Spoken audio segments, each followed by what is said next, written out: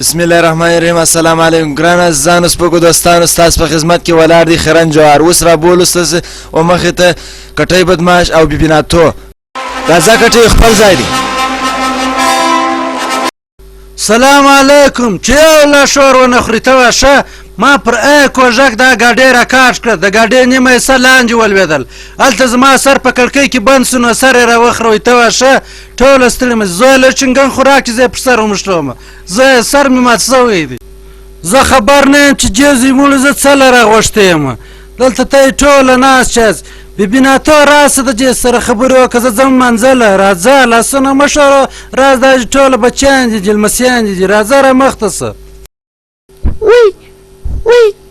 وی خاورې مې ته تاسې ما کومې څه خو بیا هم السلام علیکم ټوله ستړي مه سئ. اوس به زه غزل درته ووایم. ما ځکه ردی دي سترګې مه توروه. یار مې کټی دي سترګې مه توروه. موږ په دا باطل پاپا کې یو جایزه او انعام لرو چې دا به د جا دپاره جای په تېر کال کې ډېر ول خوړلي او ډېر بې عزته سوی. دا څوک دی راسئ چې ویې ګورو. دا دی درته ووایم خو درته ووایم بیا هم دا دی شاهرخ خان. راځي اوس ستاسو په وړاندې باندې شاهرخ خان چا چې په تېر کال کې ډېر ول خوړلي دي. شاهرخ خان بچی راځه. شاهرخ خان ښه خورې.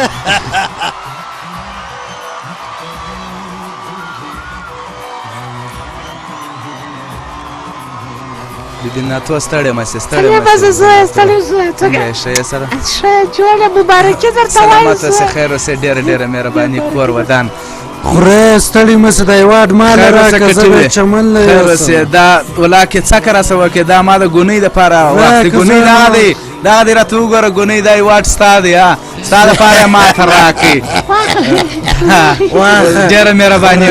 سلام علیکم. ستړي مسي ستړي مسي ټوله ستړي مسي. د کندهار د کوټې د هلمند د فراه د سپین بولدک د پښین خلکو تاسو ته ډېره ډېره مهرباني چې تاسې ماته دغه د ایوارډ راکړئ. چنګوښو ستاسو د خواڅه هم ډېره ډېره مهرباني چې تاسو دوکتانۍ ماته راکړله. زه شاهرخ خان سغرایي تاسو ته اوس خبرې کوم. د هندوستانه سره راغلی یم.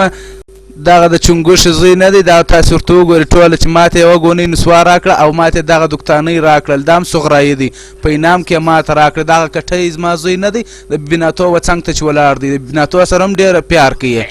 ګوره راته خاندي مه. زه در خبر یم په ټوله. سلام دی یارانو. نور مو وخت نه ضایع کوم.